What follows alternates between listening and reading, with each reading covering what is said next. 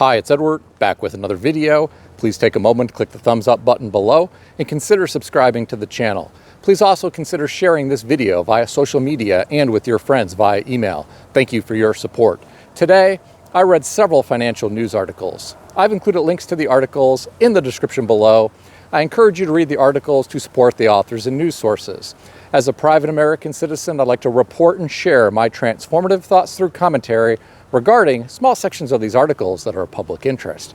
Today, I read an article on Yahoo Finance put out by Go Banking Rates, written by Vance Carriaga, which was titled, "Student Debt. More than half of student loan borrowers will cut retirement contributions now that payments have resumed." The author referenced a survey of 1,000 U.S. adults conducted by Finance Buzz. This survey revealed that more than half, 54% of student loan borrowers say they will contribute less to their retirement savings due to the resumption of payments.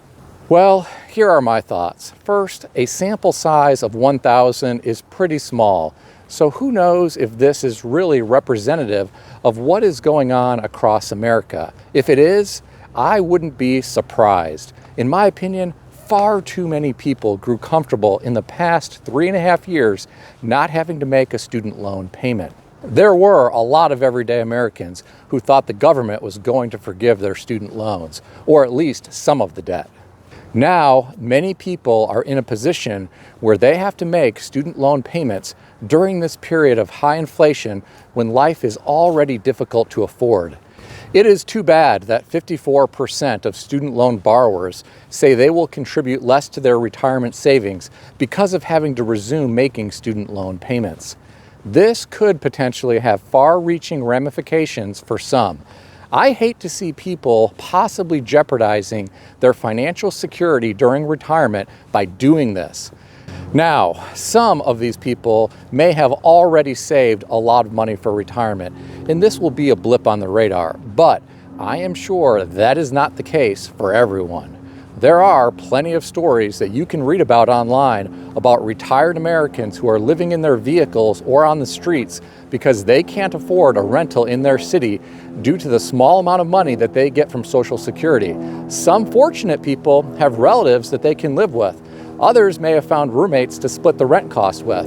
The fact is, there are a lot of everyday Americans who are struggling during retirement.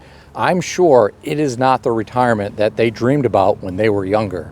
Unfortunately, some people are forced out of the workforce due to ageism, and some simply cannot continue working because of physical or mental problems. Life can get pretty real pretty quick when you have a limited source of income and a lot of expenses. The author of this article went on to say that about 4 in 10 Americans, 41%, said they aren't earning enough to save money for retirement, and a similar percentage cite recent inflation as a roadblock to retirement savings. Well, ladies and gentlemen, this is worse news than I shared with you earlier. It scares me that 4 in 10 Americans, 41%, may not be saving for retirement at all. Often when I turn on the news, I hear about the homeless epidemic in some cities here in America. Now, I realize that homelessness is due to a variety of reasons, but I just have to wonder if that problem could be far worse decades from now because so many people are not saving for retirement. Not everyone will be able to continue working until they pass away. It's just not possible for everyone due to physical or mental limitations. Even for those who are able to work into old age, they may struggle to find a company willing to hire them. I've heard stories about older people who struggle to find a job because of their age. I know that is illegal here in America, but it may still happen, unfortunately. Here's something else to consider. If the artificial intelligence revolution really advances how businesses operate moving forward, we could see a lot of jobs displaced. Yes, jobs will be created by AI, but I suspect we will see a lot of jobs displaced that won't come back. Because of this, it could be even harder to find employment decades into the future for people who are hoping to work until they pass away. The fact that 4 in 10 Americans, 41%, say they aren't earning enough to save money for retirement may not be a bad thing for everyone. Some may have wealthy parents or grandparents, and they may inherit a lot of money and be just fine. Some may get married to an individual with a high net worth and also be just fine. Who knows? Maybe some will get lucky and win the lottery or strike gold with some new meme coin. I hope you know I'm being sarcastic with this statement. Unfortunately, there are a lot of people who do base all of their hopes on winning the lottery or making money from a risky and speculative investment. It's so sad to see people throwing money away, hoping they will get lucky, when it often never happens. The author of this article goes on to say one of the more worrisome findings is that more than 1/4 of Americans, 28%, haven't started saving at all, including 44% of Gen Z respondents, a large portion of whom are now in their 20s. Well, ladies and gentlemen, this is unfortunate in my opinion, because they are potentially missing out on a lot of compound returns over time. Many may not understand the power of time and compound returns. Perhaps some do understand, but they are missing out because they simply can't do anything about the situation, because life is simply too expensive. I suspect this is the case for a lot of young people. However, I am sure there are some young people who simply do not want to alter their lifestyle to free up cash to invest for their future. While I just shared some interesting information with you about Generation Z, I read another interesting article today that provided some fascinating details about millennials. I read an article today on Yahoo Finance put out by Fortune and written by Alicia Adamczyk, titled, "Millennials Say They Need to Earn $500,000 a year to be happy, nearly 4 times as much as other generations." The author of this article references a poll of around 2,000 people conducted by financial services company Empower in conjunction with the Harris Poll, which found Americans believe they need to earn just over $284,000 per year to be happy. I'm going to stop right here for a moment and tell you that this is an average based on the data collected from this poll.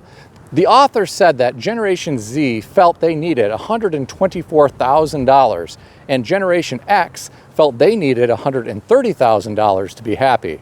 Millennials said they'd need $525,000 to be happy, which threw off the average. Currently, the median household in the U.S. earns around $74,580. Well, ladies and gentlemen, there must be a lot of unhappy people here in America if the results from this poll with a small sample size are anywhere representative of what the rest of the population thinks. In my humble opinion, some everyday American millennial households will never earn $525,000 per year. Please note that I said some. I know there are plenty of millennial households who are earning far more than that amount of money. In this gig economy, I am sure there are a lot of millennial couples who don't even come close to earning the median household income of $74,580. Some of them may be happy with the simple things in life. Not everyone has the same big dreams as others do. In my opinion, people should focus on what is possible given their life circumstances, which may vary considerably. Live beneath your means. Try to save and invest when you can. Get out of debt and try to eat well, exercise, and stay healthy. Try to be a lifelong learner and keep your skill set relevant in this ever-changing world. Oh yeah, and watch the Edward Ph.D. YouTube channel regularly as well. I read some of the comments beneath this article, and I want to share what some commenters think about the amount of money that people believe it takes to be happy. One commenter writes, "That is just obnoxious. My hubby and I barely make over $100,000 a year, but we are thankful and happy. It is all about being smart in your savings and trying to find things in life that you enjoy that are priceless." Another commenter writes, "If they need to earn $500,000 annually to make themselves happy, they will never be happy. It will never be enough. These kids have to have every hot accessory, everything that comes out. It's ridiculous." Another commenter writes, "Raise a generation with unrealistic expectations, and yeah, you are going to have unrealistic expectations. They need to learn to live within reality and deal with it." The last commenter has some very interesting thoughts. Entitled dreams, unrealistic ideals create unattainable financial goals. They should consider paying off all debt, saving for a down payment on a house, have their friends move in with them, charge them rent, use every penny to pay off the mortgage, keep the first house as a rental, move into a new house, repeat until financial goals are realized. I did this plan. I own 3 homes outright, no debt whatsoever. Approaching retirement next year at 55 years old, I'll have about 6 sources of income coming in every month. I did this as a high school teacher. It can be done. Well, that last commenter's thoughts really resonated with me.